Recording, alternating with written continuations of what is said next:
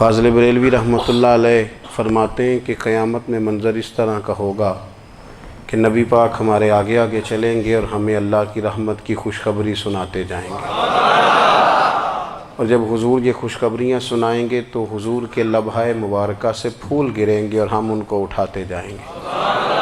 فرماتے ہیں خود تو وہ تھوڑی دیر کے لیے روئیں گے اللہ کی بارگاہ میں کہ یا اللہ انہیں معاف کر دے، خود روئیں گے لیکن ہمیں ہنسا دیں گے۔ پیش حق مجدہ شفاعت کا سناتے جائیں گے، آپ روتے جائیں گے پر ہم کو ہنساتے جائیں گے۔ اور باغ جنت میں محمد صلی اللہ تعالیٰ علیہ وسلم، باغ جنت میں محمد مسکراتے جائیں گے، پھول رحمت کے گریں گے ہم اٹھاتے جائیں گے۔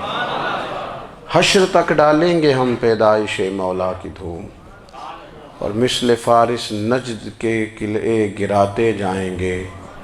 اور کیا ذوق بیان کیا، فرمانے لگے خاک ہو جائیں عدو جل کر مگر ہم تو رضا، دم میں جب تک دم ہے ذکر ان کا سناتے جائیں گے۔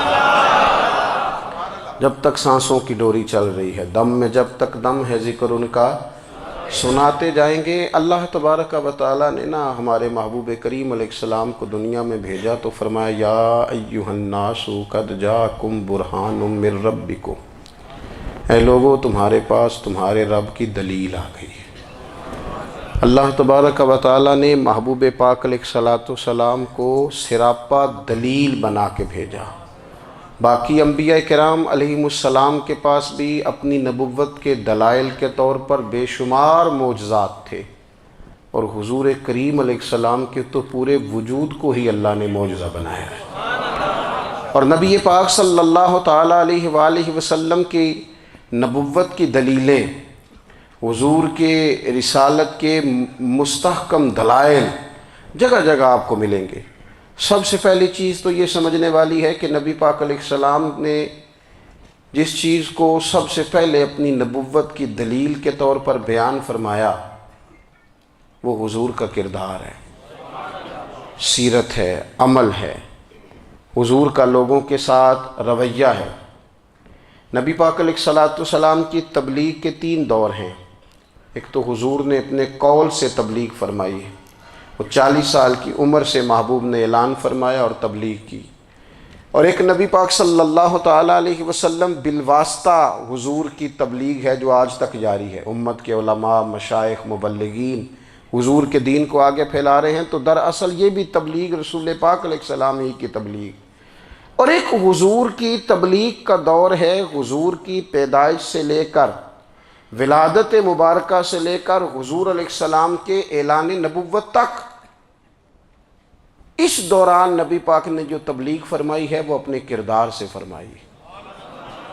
عرب کا وہ معاشرہ جو بڑا میلا کچیلا گدلا ہو چکا تھا، جس کے اندر سراسر مادہ پرستی کا زور تھا، جس کے اندر لوگ انسانوں کی خرید و فروخت کرتے تھے، جس کے اندر بیٹیوں کو زندہ دفن کر دیتے تھے، جس کے اندر جو آدمی جتنا زیادہ مضبوط ہوتا تھا اتنا زیادہ لٹیرا بن جاتا تھا، اس معاشرے کے اندر رسول کریم علیہ السلام نے 40 سال گزارے، اور اس طرح گزارے کہ جو بیگانے بھی تھے وہ بھی کہا کرتے تھے یہ صادق ہیں، یہ امین ہیں۔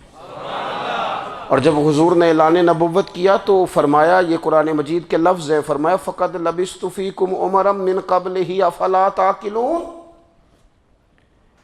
میں تمہارے بیچ عمر کا ایک حصہ گزار چکا ہوں، تمہیں عقل نہیں ہے، شعور نہیں ہے۔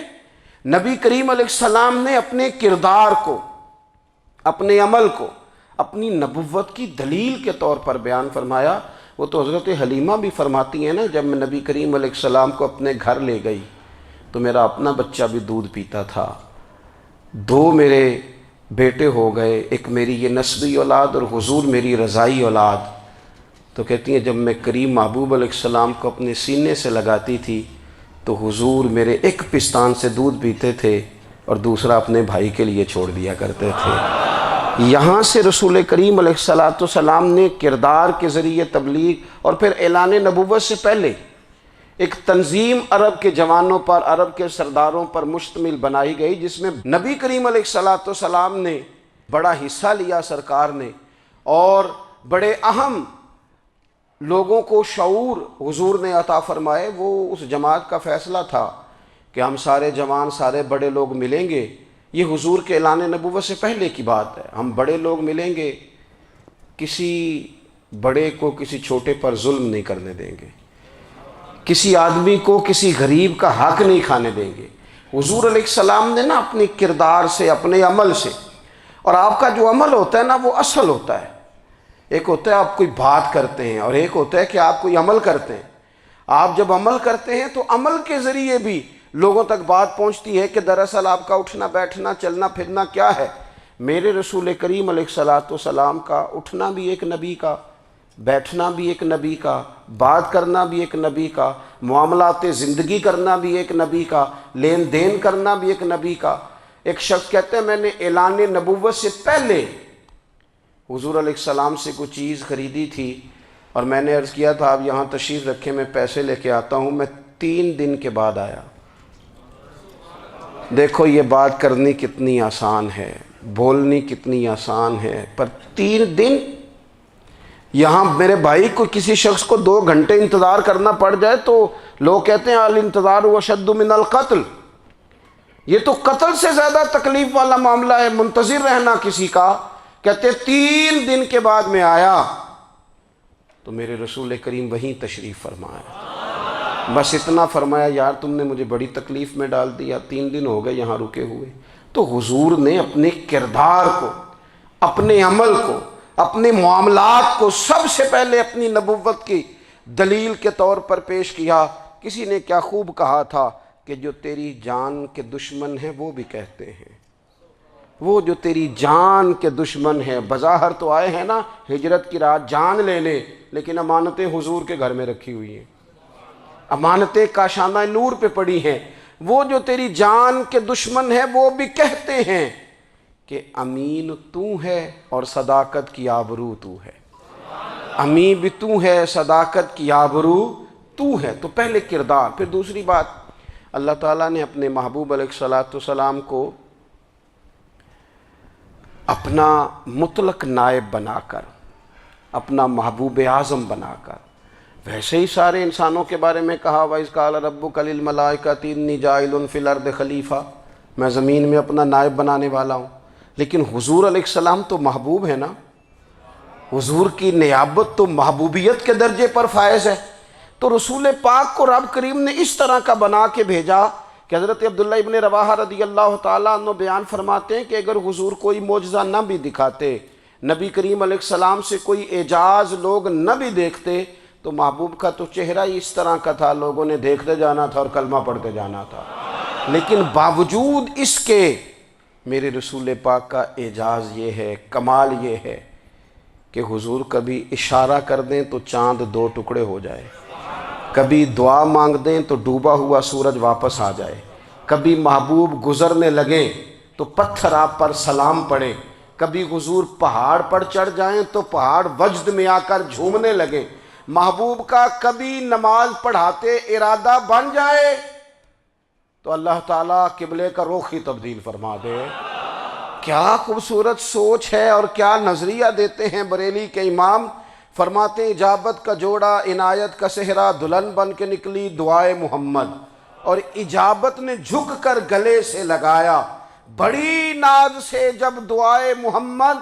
دیکھو خدا کی رضا چاہتے ہیں دو عالم، خدا چاہتا ہے رضائے محمد صلی اللہ تعالی علیہ وسلم۔ اور ایک مقام پہ فرماتے ہیں نائب دست قدرت پہ لاکھوں سلام، نائب دست قدرت پہ لاکھوں سلام۔ تو اللہ تعالیٰ نے نبی پاک صلی اللہ تعالی علیہ وسلم کو جو اعجاز۔ پھر ایک اور بات، حضور امی ہیں،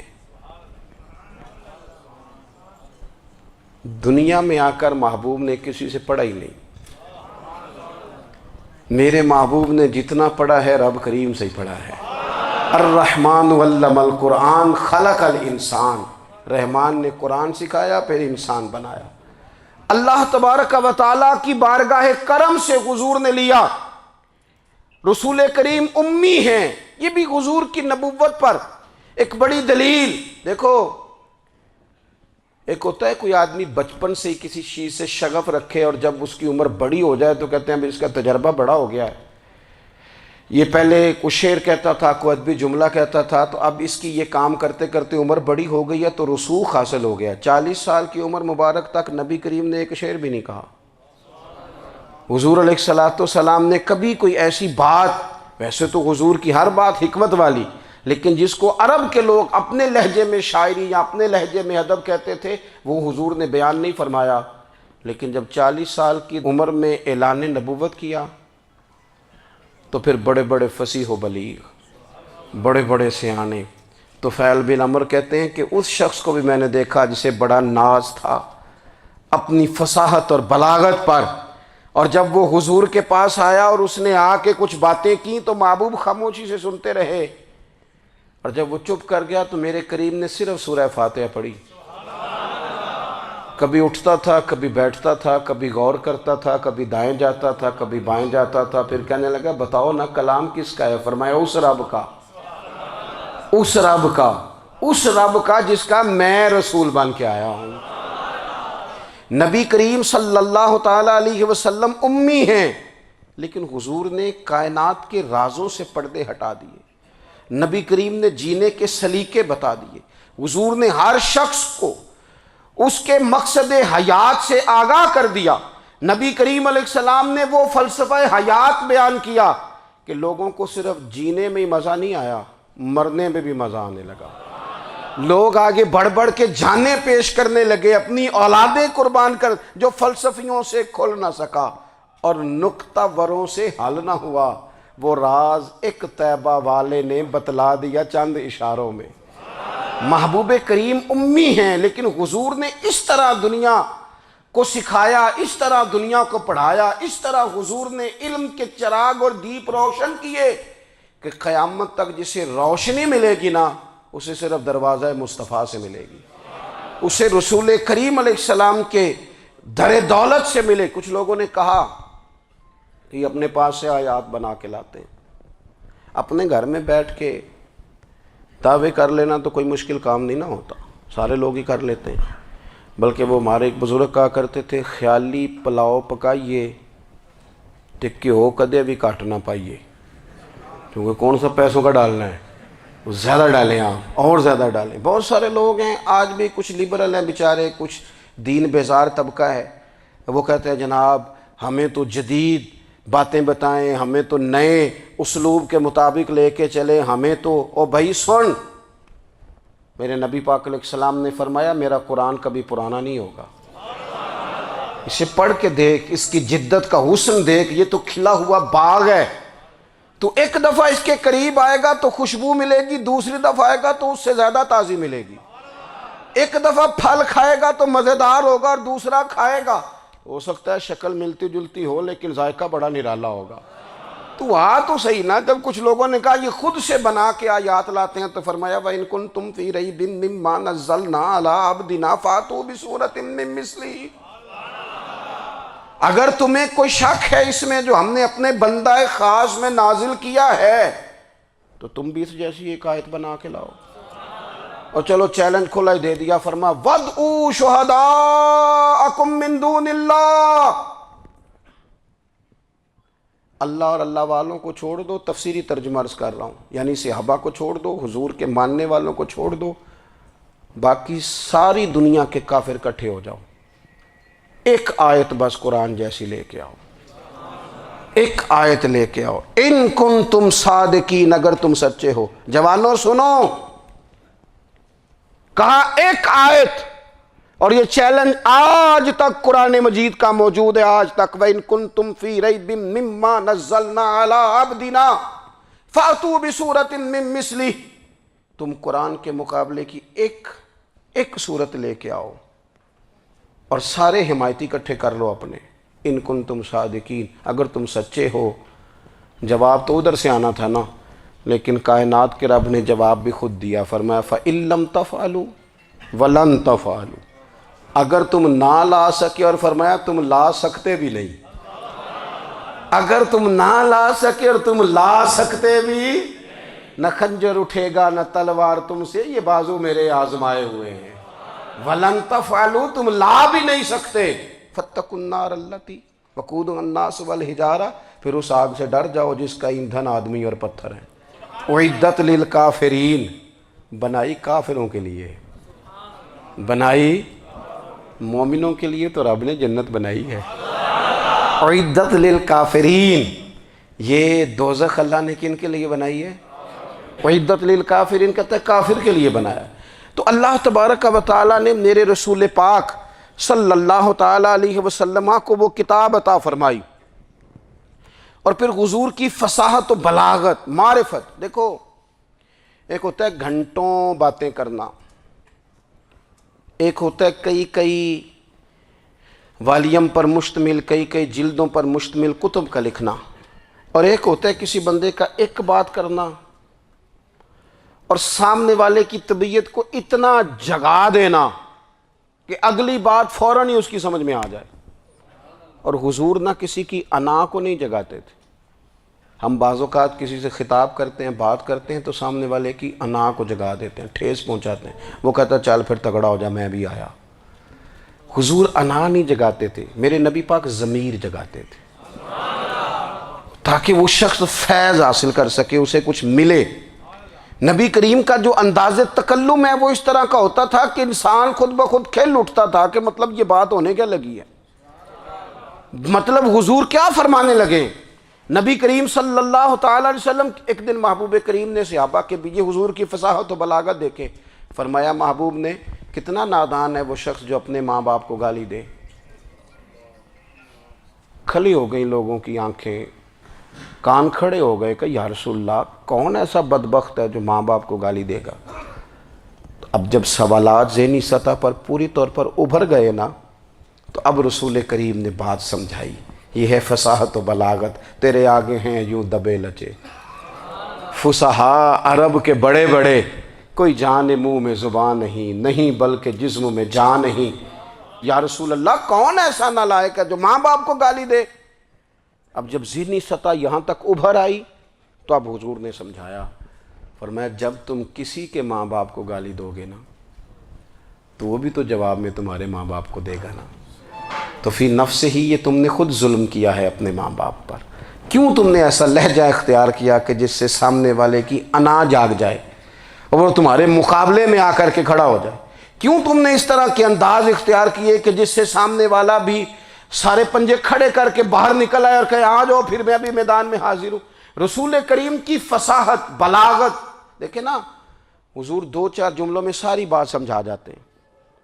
ایک حدیث پاک اگر ہماری سمجھ میں آ جائے، ایک روایت نبی پاک صلی اللہ تعالیٰ علیہ وسلم نے فرمایا خوبصورت مسلمان وہ ہے جو بے مقصد باتوں کو چھوڑ دے۔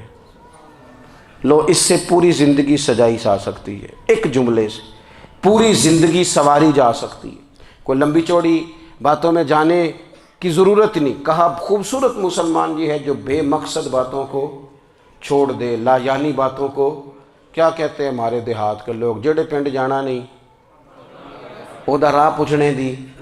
لیکن آج کل لوگ باز آندے، یعنی جس بات کا بالکل تعلق نہیں نا وہ بات بھی کرتے جاتے ہیں، جس کا شعبہ ہی نہیں وہ بھی چھلانگ لگا کے اس میں آ جاتا ہے۔ ہم اپنا وقت ضائع کرتے ہیں، اپنی صلاحیتیں ضائع کرتے ہیں، اپنا نقصان کرتے ہیں۔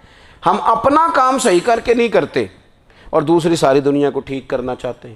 او بھائی آپ جس جگہ جس شعبے سے تعلق رکھتے ہیں آپ اپنے معاملات میں مضبوطی پیدا کریں۔ حضور نے اپنی فصاحت کے ساتھ، بلاغت کے ساتھ لوگوں کو قائل کیا، اور قرآن مجید کی تاثیر کا یہ اثر میرے کریم رسول نے دکھایا کہ رات کو جب حضور بیٹھ کے قرآن پاک پڑھتے تھے نا، جب یاسین والے نبی خود یاسین کی تلاوت کریں،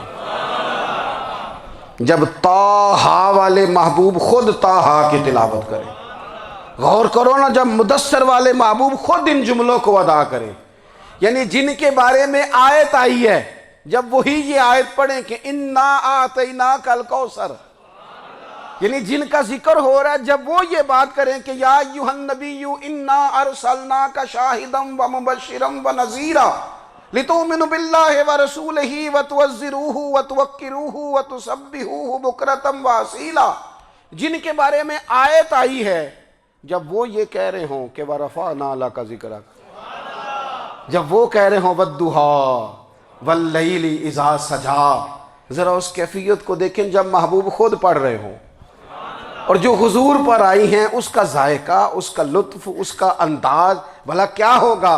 حضور جب رات کو پڑھتے تھے نا قرآن پاک، تو جو پکے کافر تھے نا، ابو جہل جیسے لوگ، وہ بھی جھاڑیوں میں چھپ چھپ کے مدینے والے کی تلاوت سنا کرتے تھے، حضور کی تلاوت سنا کرتے تھے۔ یہی بہتر ہے کہ پردوں میں وہ پردہ پوش رہے، وہ اگر پردے ہٹا دے تو کسے ہوش رہے۔ رسول کریم علیہ السلام کی تلاوت کا سننا، قریب جانا، یہ اعجاز ہے۔ حضرت فاروق اعظم کہتے ہیں میں طبیعت کا بڑا ڈاڈا تھا، مزاج کا بڑا سخت تھا، زندگی ہمیشہ ڈٹ کر گزاری، باتوں پر کھڑا رہنا آتا تھا، پر جب میری بہن نے مجھے چند آیتیں سنائی نا تو میں تڑپ ہی گیا۔ کروں آیا سا مار مقامنے نو، ہن مینو مار دے لے چلو، اوے متے عمر دی عمر برباد ہو جائے، جتھے عمر سوار دے لے چلو۔ یہ اعجاز ہے رسول کریم صلی اللہ تعالیٰ علیہ وسلم پر نازل ہونے والی کتاب کا۔ پھر حضور نے خبریں دی، نبی پاک نے خبریں دی۔ حضور نے فرمایا روم فتح ہوگا، وہ ہوا۔ نبی کریم علیہ السلام نے فرمایا شام فتح ہوگا، تو شام فتح ہوا۔ فرمایا ایران فتح ہوگا، تو ایران فتح ہوا۔ سراقہ بن مالک کہتے ہیں ایک گاؤں پر بھی مسلمانوں کی حکومت نہیں تھی، ایک گاؤں پر۔ حضور مکہ مکرمہ سے نکل رہے تھے، مدینہ طیبہ تشریف لے جا رہے تھے، ابھی راستے میں تھے، میں 100 سرخ اونٹوں کے لالچ میں معاذ اللہ حضور کو گرفتار کرنے پہنچ گیا۔ محبوب نے حکم دیا، حضور کا معجزہ میں نے آنکھوں سے دیکھا، میرا گھوڑا زمین میں دھستا چلا گیا، میں نے معافی مانگی، حضور نے معاف کر دیا۔ میں نے سمجھا اچانک ہو گیا ہے۔ یہ منوانا بھی بڑا مشکل کام ہے۔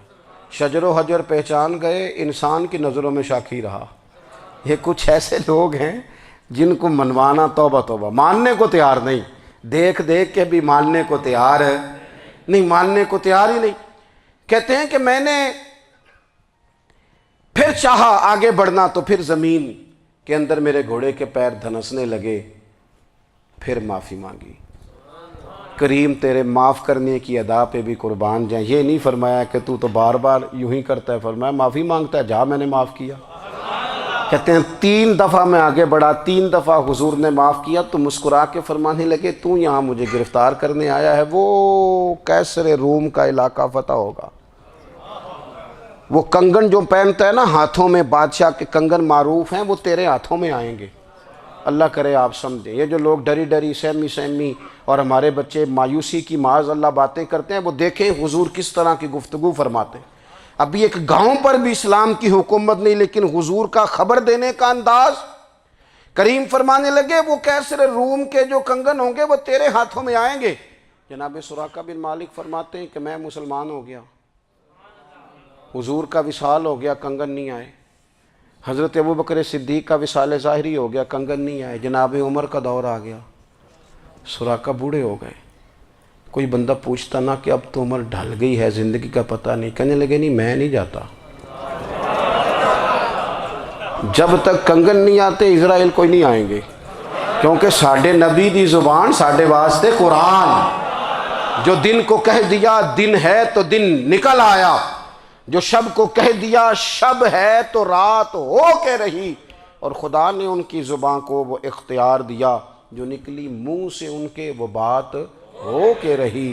اور فاضل بریلوی کا تو انداز ہی پھر انوکھا ہے نا، وہ تو کہتے ہیں وہ زبان جس کو سب کن کی کنجی کہیں، جس کو سب کن کی کنجی کہیں، اس کی نافذ حکومت پہ لاکھوں سلام۔ کہنے لگے نہیں آتے حضرت اسرائیل، فکر نہ کرو، بوڑھے ہو گئے تھے، نکلنا گھر سے بند کر دیا تھا، حضرت عمر کا دور تھا، کنگن آ گئے۔ حضرت فاروق اعظم نے ان کے پوتوں سے، نواسوں سے، بچوں سے کہا جاؤ بلا کے لاؤ، کہا دادا جان بوڑھے ہیں، فرمایا تم کان میں کہہ دینا کنگن آ گئے، پھر تم دیکھنا تو صحیح۔ پھر حضرت سراقہ آئے، حضور نے جو خبریں دیں، نبی پاک علیہ السلام نے جو گزشتہ قوموں کے احوال بیان کیے، اور پھر میرے نبی پاک علیہ السلام نا دنیا میں عزتیں دینے آئے، عزتیں۔ یہ مزاج ہمیں کم کرنا چاہیے، یہ جو ہم ساری زندگی اس کام میں لگا دیتے نا، کسی کو نیچا کیسے دکھانا ہے، یہ انداز حضور نے نہیں ہمیں دیا۔ اب دیکھو حضور تشریف لائے تو ہمیں پتہ چلا کہ حضرت یوسف جیسا سونا کوئی نہیں، حضور تشریف لائے تو ہمیں پتہ چلا کہ حضرت داؤد جیسی خوبصورت آواز کسی کی نہیں، حضور تشریف لائے تو ہمیں پتہ چلا کہ جناب عیسیٰ علیہ السلام کا فقر اختیاری کس طرح کا تھا، محبوب تشریف لائے تو ہمیں پتہ چلا کہ حضرت موسیٰ کا جلال کس طرح کا تھا۔ یہ تو حضور آئے تو نبی پاک علیہ السلام نے اس کی بھی عظمت بیان کی، اس کی بھی شان بیان کی، حضور نے بتایا کہ ابو بکر صدیق کی شان کیا ہے، فاروق اعظم کا مرتبہ کیا ہے، عثمان غنی کی حیا کیا ہے، مولا علی کی شجاعت کیا ہے، اہل بیت نبوت کی عظمت کیا ہے۔ حضور آئے عزتیں دینے، ماں کو عزت دی مدینے والے رسول نے، کہا جس کا باپ راضی ہو گیا اس کا رب راضی ہو گیا، فرمایا جو 2 بیٹیاں 3 بیٹیاں 4 بیٹی بہنیں یا 1 بیٹی یا بہن بیاہ کے آ گیا نا، اس طرح میری 2 انگلیاں جڑی ہوئی ہیں، میرے ساتھ جڑ کے جنت میں جائے گا۔ رسول کریم صلی اللہ تعالی وسلم نے عزت دی، حضور عزتیں دینے، کوئی اعزاز نہیں، ان پڑھ بندہ ہے، سادہ ہے، غریب ہے، مزدوری کرتا ہے، ہاتھوں پہ چھالے، یا رسول اللہ اس کا بھی کوئی اعزاز ہے؟ قربان جائیں، میرے کریم نے عزت دی، فرمایا محنت کر کے روزی کمانے والا تو اللہ کا دوست ہے، یہ اینٹیں اٹھانے والا، یہ مشقتیں کرنے والا، یہ صبح دیہڑی پہ جانے والا، یہ بیچارہ جو اچار سے روٹی کھاتا ہے، تو نے ہر شخص کی قسمت میں یہ عزت لکھی اور آخری خطبے کی صورت میں وصیت لکھی۔ رسول کریم نے ہر بندے کو اعزاز دیا، عظمتیں دی، حضور عزتیں دینے آئے، نبی پاک علیہ السلام نے اعزازات دیے، حضور نے نوازا، یہ ساری چیزیں میرے رسول پاک کی تشریف۔ اور پھر یہ جو حضور کے صحابہ اور اہل بیت ہیں نا، یہ بھی میرے نبی پاک کی نبوت کی دلیل ہے۔ اتنی جلدی انقلاب آیا نہیں کرتے، وہ کل تک جو رہزن تھے حضور نے راہبر بنا دیے، وہ لوگ جو کل تک ایک دوسرے کے گلے کاٹ کے کھاتے تھے، ایک دوسرے کو مارتے تھے، تکلیف پہنچاتے تھے، برادری ازم پہ لڑتے تھے، حضور نے بھائی بھائی بنا دیے، ایک پلیٹ میں کھانا کھانے لگے، سیدنا بلال حبشی، صہیب رومی، سلمان فارسی، حضور نے یوں کر کے ملا دیا۔ نبی کریم علیہ السلام نے تقسیمیں ختم کر دی دنیا میں، حضور کے صحابہ نے اپنا کردار اس طرح کا دکھایا، اتنا بلند کیا، اور صحابہ کرام علیہم رضوان اس کو دے کر اتنی بلندیوں پہ گئے کہ گواہیاں اللہ کا قرآن دیتا ہے۔ فرمایا محمد الرسول اللہ والذین معہ اشداء علی الکفار رحماء بینہم تراہم رکعا سجدا یبتغون فضلا من اللہ ورضوانا۔ فرمایا یہ جو میرے محبوب کے ساتھ والے ہیں کافروں پر سخت ہیں، آپس میں نرم دل ہیں، تم جب بھی انہیں دیکھو گے سجدے کرتے دیکھو گے، رکوع کرتے دیکھو گے، تم انہیں دیکھو گے اللہ کی رضا کے متلاشی ہیں۔ انہیں ساری مادہ پرستی سے نکال کر محبوب نے رب کی رضا کے رستے پہ ڈال دیا۔ میرے نبی کریم سید عالم صلی اللہ تعالیٰ علیہ وسلم کی نبوت کے دلائل کے طور پر یہ ساری چیزیں آئیں۔ بس میں بات سمیٹنے لگا ہوں، حضور کا جو اخلاق ہے نا، وہ بھی نبی کریم علیہ السلام کی نبوت کی بہت بڑی دلیل ہے۔ وَإِنَّكَ لَعَلَىٰ خُلُقٍ عَظِيمٍ۔ محبوب ہم نے آپ کو نا خلق عظیم کا مالک بنایا ہے۔ کچھ لوگ سمجھتے ہیں صرف آپ کا بولنے کا انداز ٹھیک ہو تو آپ با اخلاق ہیں، نہیں بھائی، بولنے کا انداز ٹھیک ہونا با اخلاق نہیں، سچ بولنا اخلاق کی علامت ہے۔ آپ کا حق بات کرنا اخلاق ہے، آپ کا صحیح گواہی دینا اخلاق ہے، آپ کا اللہ تعالیٰ کی طرف سے آزمائش آنے پر صبر کا مظاہرہ کرنا اونچا اخلاق ہے۔ رب نعمت دے تو آپ کا وجود ڈھلتا جائے شکر میں، یہ اخلاق ہے۔ رب کریم اگر آپ کو کسی وقت کسی آزمائش میں اپنی حکمت سے ڈالتا ہے تو عزت نفس کو برقرار رکھنا، خودداری کو برقرار رکھنا، یہ اخلاق۔ نبی پاک نے اعلیٰ ترین اخلاق کی بات بتائی، اعلیٰ ترین۔ حضور نے لوگوں سے بیعت لیتے وقت کہا تھا میرے ہاتھ پر بیعت کرو، چوری نہیں کرو گے۔ نبی پاک علیہ السلام نے مختلف امور پر بیعت لی۔ حضرت حکیم بن حزام کہتے ہیں حضور نے میرے ہاتھ پہ ہاتھ رکھ کے کہا میرے ہاتھ پہ ہاتھ رکھ کے بیعت کرو کہ کسی دنیا دار سے سوال نہیں کرو گے، خودداری سے زندگی گزارو گے، عزت نفس سے، جو رب نے تمہیں دیا ہے تم اس پر راضی رہو گے، لوگوں کی جیبوں کو ٹٹولنا، دوسروں کی دولتوں پہ راج کرنا، دوسروں کے مال پر نگاہیں ڈالنا اللہ کے حبیب نے پسند نہیں فرمایا۔ فرمایا بیعت کرو کہ تم کبھی کسی سے سوال نہیں کرو گے۔ حد ہو گئی، نبھانے والوں نے پھر اس عہد کو نبھایا اور کمال کر دی۔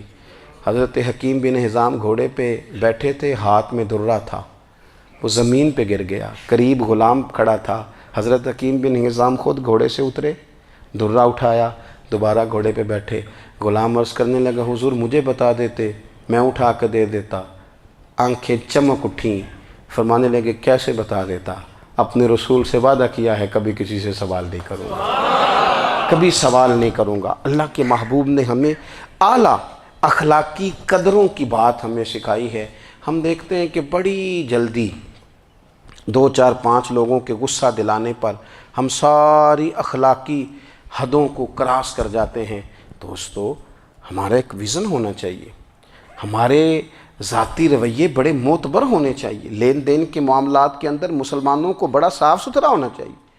ہمیں اپنی معاشی زندگی میں روزمرہ کے معاملات میں ہماری توجہات کا مرکز صرف اللہ رسول کی ذات ہونی چاہیے۔ رب کریم نے اپنی حکمت سے کسی کو کتنا دیا ہے یہ اس کی حکمت کے تقاضے ہیں، ہمیں اس نے جس رنگ میں جس حال میں رکھا ہے ہمیں اپنے رب کی رضا پر بہت زیادہ مطمئن ہونا چاہیے۔ اچھا پھر ایک اور بات، جن چیزوں کو ہم نے دکھ بنایا ہے نا یہ تو وہاں دکھ تھا ہی نہیں، مہینہ مہینہ چولہا نہیں جلا، لیکن کسی جگہ اظہار غربت ہے حضور کی اولاد پاک کا یا صحاب کا یا ازواج کا، مہینہ مہینہ چولہا نہیں جلا۔ لیکن یہ اخلاق عالیہ کا حسن دیکھو، اپنے گھر مہینہ مہینہ چولہا نہیں جلا، جو مانگنے آیا اسے جھولی بھر کے عطا فرمایا، کوئی دروازے سے خالی نہیں گیا۔ عزیز بھائی اگر زندگی میں اخلاقی قدریں ہم اپنا لیں اور ہم تھوڑا تھوڑا کر کے اپنے آپ کو تبدیل کریں، ساری زندگی توجہ رہی کہ فلاں کیا کر رہا ہے فلاں کیا کر رہا ہے، تھوڑا سا گردن کو جھکا کے اپنے اوپر توجہ ڈالیں، اپنے آپ کو وقت دیں، حضور کے اخلاق عالیہ کی روشنی میں، تعلیمات حسنہ کی روشنی میں ہم اپنے کردار و عمل پر تھوڑی توجہ دیں۔ اس وقت بہت بڑی تعداد میں امت مسلمہ ہے، اور ایسا نہیں ہے کہ دولت نہیں ہے، دولت سے بھی سرشار ہیں، ہمارے ہاں بڑے بڑے انجینئر ہیں، بڑے بڑے ڈاکٹر ہیں، لیکچرار ہیں، ہمارے پاس بڑے بڑے ہاسپٹل ہیں، بڑا کچھ ہے، لیکن کردار و عمل کے بادشاہ، اپنی زندگی تقوی کی روشنی میں گزارنے والے ان لوگوں کی تعداد کم ہے۔ اگر کوئی آج بھی سارے کام نیک کرے لیکن جائیداد میں سے بیٹی کا حق رکھ جائے تو پھر اس نے کیا میلاد منایا ہے؟ اگر آج بھی جو 2 4 لوگ بیچارے اس کے زیر دست ہیں، ملازمین ہیں، ان کے ساتھ اس کا رویہ انتہائی سخت ہو تو اس نے کیا میلاد منایا؟ اگر آج بھی وہ برادری ازم کی بنیاد پر دوستیاں کرے اور چھوٹے بڑے کی وہ تقسیم رکھے، جسے حضور نے فرمایا کہ قبیلے تو تعارف کے لیے، ورنہ کسی عربی کو اجمی پر، گورے کو کالے پر کوئی فضیلت نہیں۔ اگر کوئی آج بھی اس برادری ازم کا قائل ہے پھر اس نے کیا میلاد منایا؟ اگر کوئی شخص آج بھی اپنے آپ کو مادہ پرستی میں پوری طرح دھکیل چکا ہے اور رضا الہی کا مسافر نہیں بنا تو اس نے کیا میلاد منایا؟ اپنی طبیعتوں میں روحانی تبدیلی اور وہ خاص افکار جو حضور اپنے غلاموں میں پیدا فرماتے ہیں، ان افکار کو پیدا کرنا، سوچوں کو بدلنا، سوچوں کو، نظریات کو بدلنا، اپنے روزمرہ کے معاملات کا جائزہ لینا کہ ہم کس طرح آگے بڑھ سکتے ہیں اور کس طرح ہم ایک بہترین امتی اور ایک بہترین مسلمان بن سکتے ہیں، اس پر توجہ دینا، یہ میلاد ہمیں سبق دیتا ہے۔ اللہ تعالیٰ مجھے اور آپ کو عمل کی توفیق عطا فرمائے۔ آخر دعوایا ان الحمدللہ۔